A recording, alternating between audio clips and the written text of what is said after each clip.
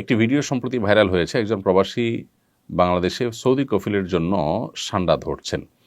প্রশ্ন হলো, সান্ডা খাওয়া জায়েজ আছে কিনা? সান্ডা সাধারণত মরুভূমিতে হয়ে থাকে এবং এটি সরীসৃপ প্রজাতীয় একটি প্রাণী, দেখতে গুই সাপের মতোই অনেকটা।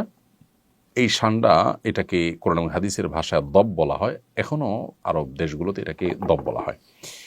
এই সান্ডা খাওয়ার ব্যাপারে 3 ধরনের হাদিস পাওয়া যায়। 3 ধরনের হাদিসই আসলে বিশুদ্ধ। একটা হাদিসে নিষেধাজ্ঞা প্রমাণিত হয়, আরেক হাদিসে রান্না করার পরে ফেলে দেওয়ার কথা প্রমাণিত আছে, আবার কোনো কোনো হাদিসে নবীজির সামনে সাহাবায়ে কেরামের খাওয়ার কথা বর্ণিত হয়েছে। তো এ সম্পর্কে নিষেধাজ্ঞার হাদিসটি বর্ণিত হয়েছে আবু দাউদে, যিনি বর্ণনা করেছেন আব্দুর রহমান ইবনে শিবিল রাহিমাহুল্লাহ, যে হাদিসটিকে ইবনে হাজার আসকালানি রাহিমাহুল্লাহ হাসান বলেছেন। সেই হাদিসটির ভাষ্য হলো যে নাহান নবী সাল্লাল্লাহু আলাইহি ওয়াসাল্লাম আন আকলি লাহমিদ দব, নবী সাল্লাল্লাহু আলাইহি ওয়াসাল্লাম দব বা সান্ডার গোশত খেতে নিষেধ করেছেন। এটা পরিষ্কার নিষেধাজ্ঞা। আরেকটি হাদিস বর্ণিত হয়েছে মুসনাদে আহমদে, যেটিকে ইমাম ইবনে হাজাম এবং ইমাম আইনি এবং শাওকানি রাহিমাহুল্লাহ তারা সহিহ বলেছেন।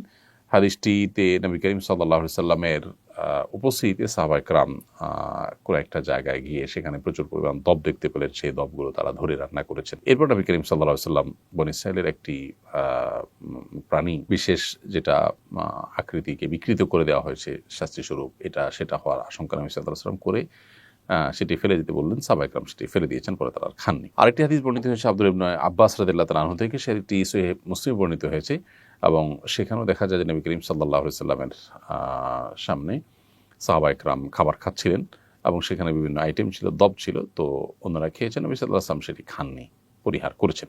তো 3 নম্বর হাদিস থেকে অনুমোদন বোঝা যায়।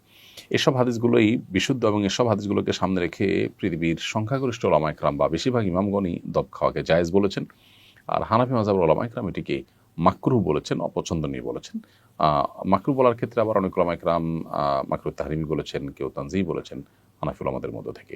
তো বেশিরভাগ ওলামায়ে কেরাম এটি খাওয়াকে জায়েজ বলেছেন। কারোর রুচিতে নাবাদ তিনি না খেলেন, সেটা সম্পূর্ণ ভিন্ন বিষয়।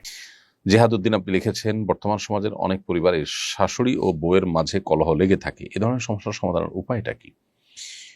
বেশিরভাগ পরিবারগুলোতেই দাম্পত্য কলহ মূলত বউ শাশুড়িকে ঘিরেই শুরু হয় এবং এটির ফলশ্রুতিতে কত ছেলে যে এ পর্যন্ত আত্মাহুতি দিতে হয়েছে বা তারা আত্মহত্যার পথ বেছে নিয়েছেন অনাকাঙ্ক্ষিতভাবে, অপ্রত্যাশিতভাবে, সেটা আসলে বড় অপেক্ষা রাখে না।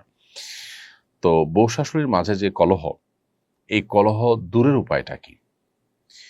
এটা দূরের উপায় হলো, প্রত্যেকটা মানুষের দায়িত্ব আছে, তার কর্তব্য আছে এবং তার অধিকারের সীমারেখা আছে। এটার জানাশোনা বাড়াতে হবে, এটার আলাপচারিতা বাড়াতে হবে, সচেতনতা সৃষ্টি করতে হবে। আমাদের দেশে যারা মারা সন্তানকে অনেক বেশি ভালোবাসেন, সবার চেয়ে বেশি ভালোবাসেন সন্দেহাতীতভাবে। কিন্তু এই ভালোবাসার কারণে সন্তানকে অনেক সময় মা এমন বেশি আগলে রাখেন, যেটা আসলে মা হিসাবে তার অধিকারের সীমা ছাড়িয়ে চলে যায়। যেমন বিয়ের পর ছেলে তার স্ত্রীকে নিয়ে সংসার যখন করা শুরু করে, অনেক মা চান যে প্রত্যেকটা বিষয়ে তার সাথে কথা বলা হবে, তিনি সবকিছু শুনবেন, বলবেন। এটা অনেক ক্ষেত্রেই বাড়াবাড়ি।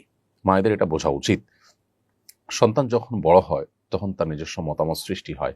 যখন তিনি বিয়ে করেন তখন তার সাথে তার স্ত্রীর মতামতে সে যুক্ত হয়।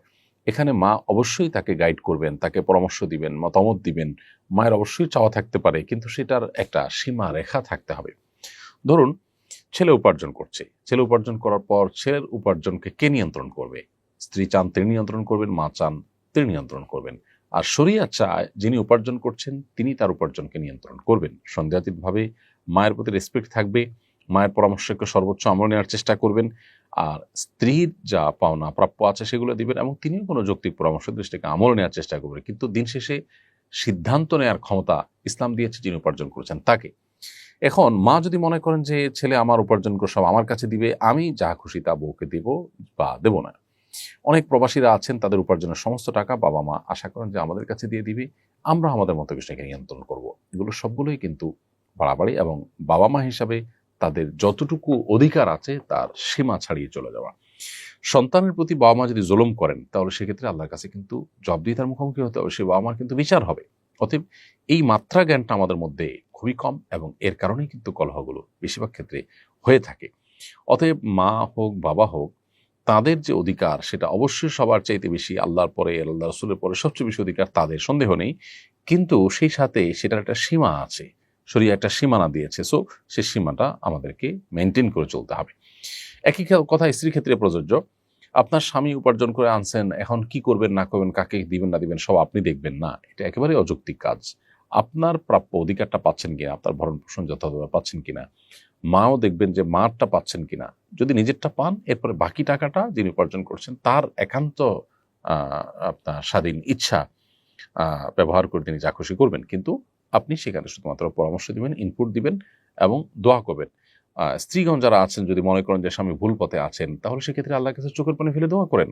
আল্লাহ তো সবকিছু করতে পারেন, আপনি আপনার চেষ্টা করেন, কিন্তু এটা নিয়ে ঝগড়াঝাটি করে বাড়াবাড়ি করে মনোমালিন্য তৈরি করলে তা কারোর জন্য কল্যাণকর হয় না। অতএব এই যে আমাদের যার যার পাওনার সীমারেখা, এটা আমাদের বোঝা উচিত, এবং সেই সাথে দুনিয়া দিন শেষে এখানে আমাদের চাওয়াগুলো সব পূরণ হয়ে যাবে। আমি যা চাইবো সব আমার মন মতোই হতে হবে, না হলে আমি ডিপ্রেসড হয়ে যাব, আমি অনেক বেশি অস্থির হয়ে যাব।